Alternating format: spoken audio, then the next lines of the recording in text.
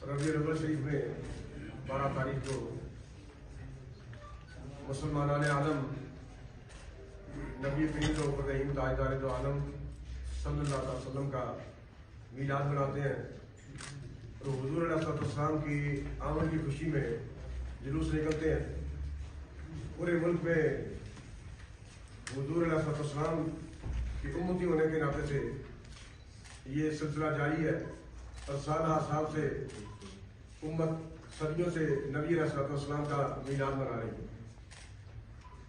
मुल्क पाकिस्तान में जबकि मुल्क पाकिस्तान में मुसलमान बसते हैं, मुसलमानों की हुकूमत है, तो मीलाद शरीफ का जुलूस निकालना, मीलाद मनाना उम्मत इसे अपना फरीजा समझती है।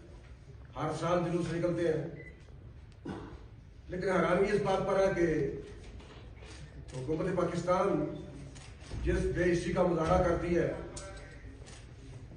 जिस मुल्क में नबी अलैहिस्सलाम से मोहब्बत रखने वाले लोग जिन्होंने लाखों कुर्बानियां देके मुल्क पाकिस्तान हासिल किया है, और अब नबी अलैहिस्सलाम के मीलाद बनाने पर, जुलूस निकालने पर जब भी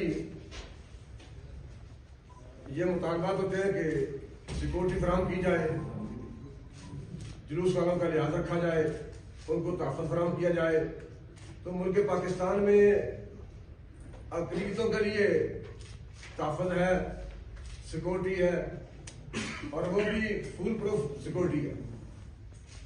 लेकिन मीलाद मनाने वालों के लिए बावजूद इसके कि वो दरखास्तें देते हैं, मीटिंग करते हैं, और हर जिले में इस बात की उलमाए किराम इत्तला देते हैं, इजलास होते हैं, लेकिन फिर भी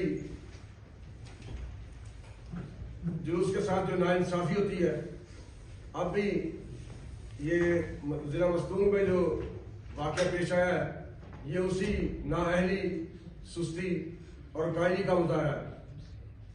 जब जुलूस को सिक्योरिटी फराहम नहीं की जाएगी तो ऐसे वाक़यात होंगे।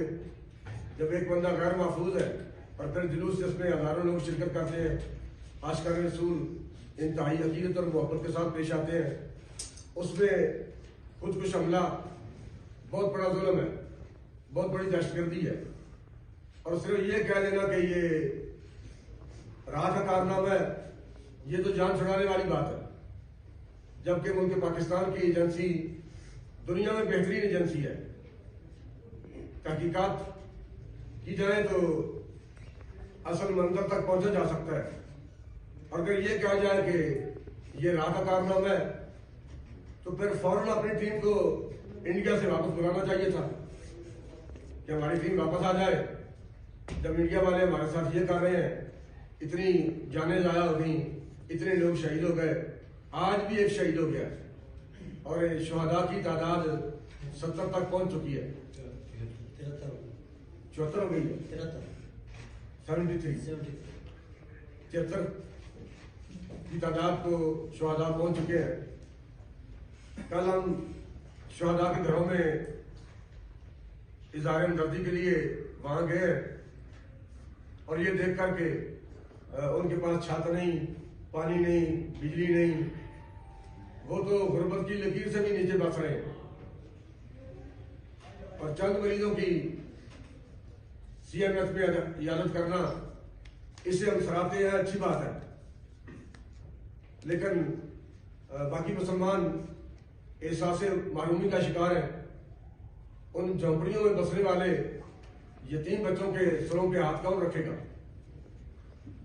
पंजाब में फैसलाबाद जड़ावाला में जो वाक़या रूनुमा हुआ, वहां तो हुकूमती सारी मशीनरी पहुंच गई थी, और यहाँ चाहिए था कि फौरन वज़ीर आज़म साहब यहाँ पहुंचते, चीफ ऑफ आर्मी स्टाफ यहाँ पहुंचते, लेकिन उनमें से पूरी मशीनरी में से कोई एक भी किसी के घर तक नहीं गया।